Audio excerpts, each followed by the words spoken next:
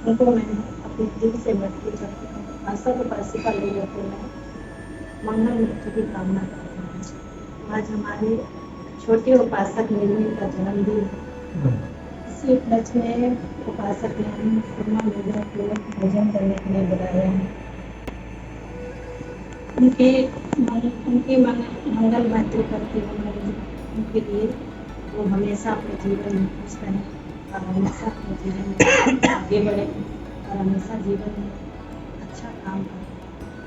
हम मनुष्य लोगों को जन्म लेना बहुत दुर्लभ है। हम लोगों को जन्म इतना इजी से नहीं मिलता है।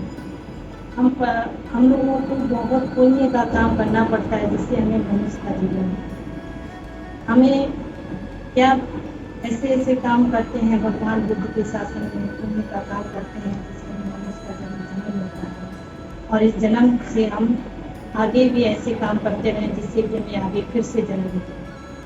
तो जन्म 4 प्रकार के होते हैं। जन्म 4 प्रकार के होते हैं। अंडाजा नंबर 1 है अंडाजा, जलाभूजा, संसेदजा, उपपादिका। तो नंबर 1 है अंडाजा, जिससे कि जो अंडे से जन्म लेते हैं, जैसे कि मुर्गी हो गया, जो भी अंडे से जन्म लेते हैं, जीव हो गया या जंतु हो गया, जो भी है अंडे से जन्म लेते हैं। नंबर 2 है जलाभूजा, जो जल से जन्म लेते हैं, जैसे कि मच्छर हो गया, कीड़े हो गए, वो जल से ही जन्म लेते हैं, जलाभूजा हो गया। नंबर 3 है संसेदजा, जो हम मनुष्य लोग होते हैं। हम मनुष्य लोग कहाँ से लेते हैं? एक माँ के गर्भ से लेते हैं। वो गर्भ से हम लोग लेते हैं, उसे कहते हैं संसेद। और उपपादिका, चौथा नंबर है उपपादिका। ये जन्म है जो देवता लोग लेते हैं।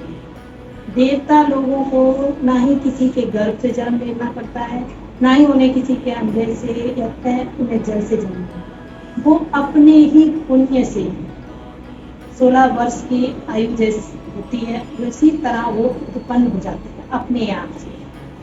तो उसे कहते हैं उत्पन्न हो जाना अपने आप से। हम उत्पन्न, देवता लोग उत्पन्न क्यों हो जाते हैं? क्योंकि हम पुण्य का देवता, अगर हम ही लोग पुण्य का काम करेंगे तो हमें नहीं पता कि हम अगला जन्म हमारा किस तरह होगा, देवता का होगा कि मनुष्य का होगा, हम नहीं जानते। लेकिन हम पुण्य का काम करेंगे तो हमारा पुण्य का काम करने से हम 4 अपाया में तो नहीं जा सकते। अगर हम पुण्य का काम करते हैं तो हम देवता लोगों का या मनुष्य का जन्म हमें मिलना ही स्वाभाविक है। तो ऐसे ही भगवान बुद्ध के समय में एक छोटी सी घटना घटी थी। तो उसमें भगवान बुद्ध ने 4 लाइन का एक गाथा बोला है। इका मुदाती पिच्चा मुदाती काता पुण्य व्यता मुदाती सो मुदाती सो पमुदाती दिस्वा कामा विशुद्ध मुक्ति। तो इसका मतलब है कि हम पुण्य का काम करेंगे तो हम जहाँ पे भी हमें, जहाँ हम रहेंगे वहाँ पे भी हमको सुखी से रहेंगे। जैसे कि अगर मनुष्य में है तो मनुष्य में भी हमें कोई तकलीफ नहीं होगी, किसी चीज़ की तकलीफ नहीं होगी, क्योंकि हम पुण्य का काम करेंगे। कहीं पे भी हम चले जाएं, चाहे हम पहाड़ों में चले जाएं, चाहे हम आसमान में चले जाएं, चाहे हम धरती में चले जाएं, जहाँ पे भी जाएं, लेकिन हम खुशी रहेंगे क्योंकि हम पुण्य का काम करेंगे। तो भगवान बुद्ध के समय में एक उपासक थे जिनका नाम था धर्मराज। वो उपासक, श्रावस्ती की एक घटना घटी थी, इंडिया की है ये श्रावस्ती में। तो वो उपासक अपने बच्चों को वो हमेशा जाते थे अपने बुद्ध विहार में भगवान बुद्ध से मिलने के लिए। और क्या, भगवान बुद्ध की हमेशा प्रवचन सुनते थे, हमेशा उनकी बातों को ध्यान देते थे कि ये भगवान बुद्ध क्या कह रहे हैं, क्या मतलब है इन बातों का और हमें क्या करना चाहिए। तो वो हमेशा बुद्ध विहार में जाके पंचशील धारण करते थे, 8 शील धारण करते थे। उसके बाद अब बनते लोगों को भगवान बुद्ध को अपने घर में बुला के भोजन कराते तो वो हमेशा करते थे। और यही बात अपने बच्चों को भी सिखाते थे। उनके बच्चे थे, बेटे बेटी थी, बेटा थे, और वो हमेशा अपने बच्चों से कहते थे कि बच्चों हम हैं तो हमारे साथ आप लोग जाते हैं, शायद हम हमसे डर के जाते हैं या हमसे हमारा कहने में मानते हैं आप लोग, लेकिन हम रहें या ना रहें, पुण्य का काम हमेशा करते रहना, पुण्य का काम कभी करना बंद मत करना। तो भगवान बुद्ध को बुला के, बंदे लोग को बुला के धर्म सुनना, बच्चे लोग को बताना कि देखते हम लोग बिहार में गए, हमने क्या धर्म सुना है, वो आके अपने घर परिवार में शेयर करना। तो धर्मिका उपासक हमेशा जाते थे और हमेशा अपने घर में आते, वो हमेशा उस धर्म को शेयर करते थे अपने परिवार में। क्योंकि हम कहीं चीज़ अगर अच्छी सुन के आते हैं तो हम अगर अपने परिवार को अच्छी चीज़ें सिखाते हैं तो हमारे परिवार में क्या होता है कि उन लोगों को भी अच्छा ही प्रभाव पड़ता है। अगर हम गलत चीज़ें सुन के आते हैं तो हम गलत चीज़ें अगर हम शेयर करते हैं तो उन गलत चीज़ों का प्रभाव, जिस तरह हम अपने बच्चों को सिखाएंगे ना, उसी तरह बच्चे भी सीखेंगे। अगर हम अच्छी चीज़ें सिखाएंगे तो हमारे बच्चे भी अच्छी चीज़ें सीखेंगे। तो वैसे ही धर्मिका उपासक हमेशा अपने बच्चों को अच्छी चीज़ सिखाते थे, गलत चीज़ नहीं सिखाते थे। क्यों?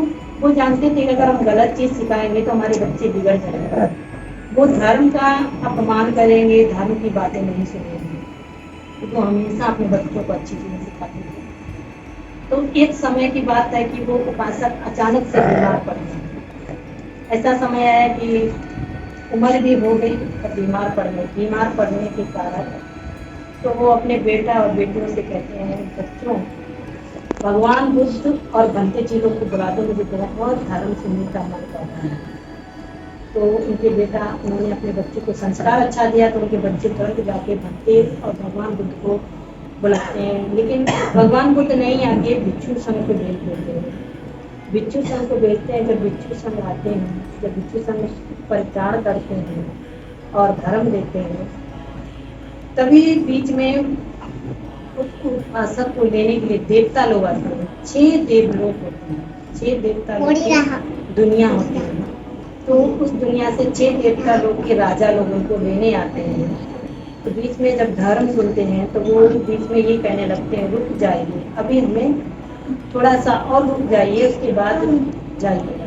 तो भंते लोग सोचते हैं कि हमको बोलना चाहिए, हम धर्म दे रहे हैं और बीच में अगर हमें कोई रोक दे तो हमें यही लगता है कि हमें रोक रहा है, कि हम तो देख नहीं पा रहे हैं। तो जब वो कहते हैं कि रुक जाइए तो घंटे लोग कहते हैं कि अच्छा उपासक का मन नहीं है सुनने का, तो घंटे लोग भी वहाँ से चले जाते हैं। जब घंटे लोग जाते हैं तो भगवान बुद्ध से पूछते हैं, क्या हुआ, अभी तो आप लोग गए तुरंत वापस आ गए, ऐसा क्या हुआ? तो वो भगवान बुद्ध को कहते हैं, भगवान बुद्ध, उपासक ने बोल दिया कि रुक जाइए, तो हमको लगा कि वो नहीं बोला, तो हम रुक के फिर हम लोग चले आए। हमारा क्या काम है, बाहर रह के हमारा कुछ काम तो है नहीं, इसलिए हम चले आए। तो वो चले आते हैं। आने के बाद भगवान बुद्ध को बताते हैं कि वो आपको रुकने के लिए नहीं बोल रहे थे, वो रुकने के लिए बोल रहे थे देवताओं के राजा लोग। तो कहते थे कि देवताओं के राजा उनको क्यों लेने आए, कैसे पता है कि देवताओं के राजा आए? तो भगवान बुद्ध कहते हैं, उनके बच्चे लोग भी कहते हैं, कैसे आपको मालूम है कि हाँ देवता लोग आपको लेने आए हैं अपने रथ में?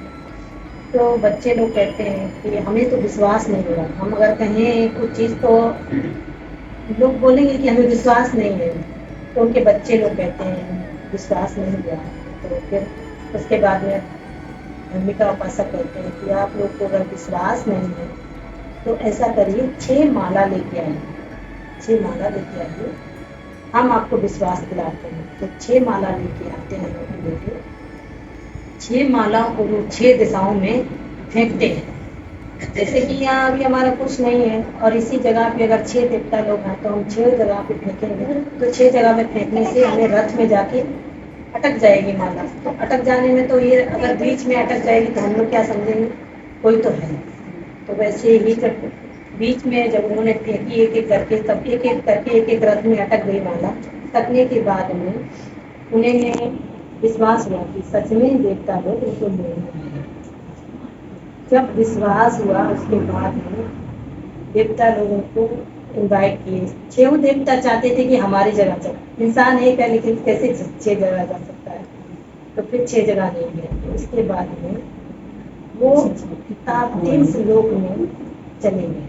जाने के बाद में उनके बच्चे को बड़ा अफसोस हुए कि हमारे पिताजी चले उसके बाद में लेकिन वो अपने बच्चों को अच्छा रास्ता, अच्छी चीजें सिखाते गए हैं, जिसकी वजह से वो हमेशा अच्छा काम करते रहे और भगवान बुद्ध को बुलाते रहे, भगवान बुद्ध को भोजन कराया। तो ऐसे ही हम मनुष्य लोग को जन्म मिला है, तो हमें भी अपने बच्चों को अच्छे संस्कार देने चाहिए, जिससे अगर हम अच्छे संस्कार देते हैं तो वो हमारे रहने या ना रहने में उस चीज का पालन करते हैं। तो हमारे यहाँ एक निर्भीक उपासक हैं छोटे से, इन्हें भी हमें अच्छे संस्कार देने चाहिए। जैसे माँ तो परिधि पढ़ ही रही है, शायद इस बार 8 क्लास है, कितना मुझे पता नहीं है, 9th है, लेकिन हम अगर अपने बच्चों को भी यही संस्कार देंगे तो हमारा भविष्य खुद पे खुद बन जाएगा। हमें बनाने का जरूरत नहीं पड़ेगा, क्योंकि वो धर्म की पहचान में हो जाएगी कि हमें क्या करना चाहिए, क्या नहीं करना चाहिए, हमारे माँ बाप से हमें कैसे बर्ताव करना चाहिए, हमें हमसे बड़ों से हमें कैसे बर्ताव करना चाहिए और हमें इससे क्या करना चाहिए। बीच बीच में बुद्ध विहार में घुमाना चाहिए, जिससे कि बच्चों को जानकारी हो, बनते गुरु कैसे होते हैं, क्या होते हैं, हमें उन्हें कैसे करके उसका आदर सम्मान करना चाहिए, भगवान का आदर सम्मान हमें कैसे करना चाहिए। अब यहाँ तो नेपाल में परिधि एक इतनी अच्छी चीज है जो हम बच्चों को आराम से सिखा सकते हैं। हर बार, हर सैटरडे संडे जब भी हमें मौका मिले तो घंटे गुरमा लोग बच्चों को बिहार में भेजें और उससे परिधि सीखेंगे तो किसका लाभ होगा? ना हमारा नहीं होगा, बनते गुरमा लोग का लाभ नहीं होगा, किसका लाभ होगा? उन पेरेंट्स लोग का लाभ होगा जिन्हें फ्यूचर में वही लोग देखेंगे। फ्यूचर में कौन देखता है? बच्चा देखते हैं ना। तो हम बच्चों को अगर अच्छा संस्कार देते हैं ना, तो बच्चे हमारे भी फ्यूचर में आराम और सुविधाओं की उपलब्धि कराते हैं, क्योंकि उन्हें मालूम है कि हमें अपने बड़ों और बुजुर्गों का कैसे ख्याल रखना है। तो ऐसे ही बाबू का भी निर्वीण का उपासक का ध्यान रखिए आप लोग और अच्छे संस्कार दीजिए, जितने अच्छे संस्कार हो सके बुद्ध ज्ञान में लाइए।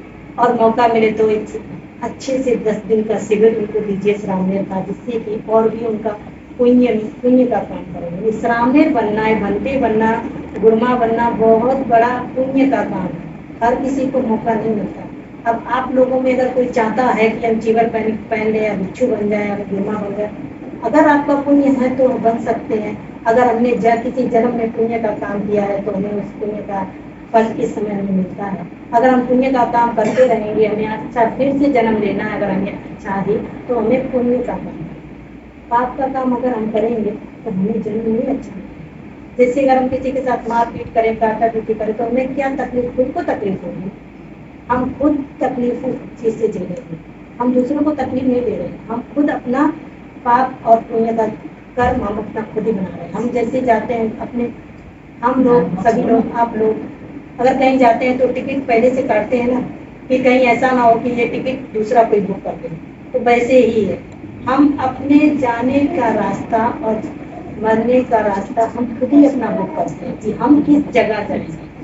अगर हम जिस जगह जाते हैं ना, हम वैसा ही काम इस समय करते हैं। हम मनुष्य, अगर हमने सभी को मनुष्य का लाइफ मिला है तो हमेशा पुण्य का काम करेंगे और उस चीज का जानिए। ऐसा नहीं है कि कोई कह दिया कि पुण्य का काम नहीं, इस पुण्य का काम करने से हमें क्या लाभ है, या हम क्या ऐसा करें जिससे कि हमें इस जन्म में हमारा सपने से भी ठीक हो और अगला जन्म भी हमारा अच्छा हो और जन्म जन्म तक पुण्य का काम करें।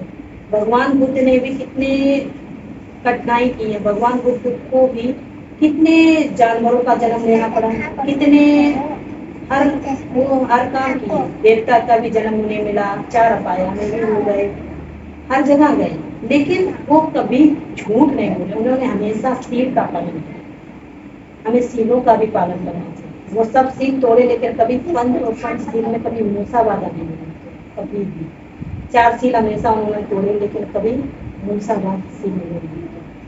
तो ऐसे हमें सीलों का भी पालन करना चाहिए।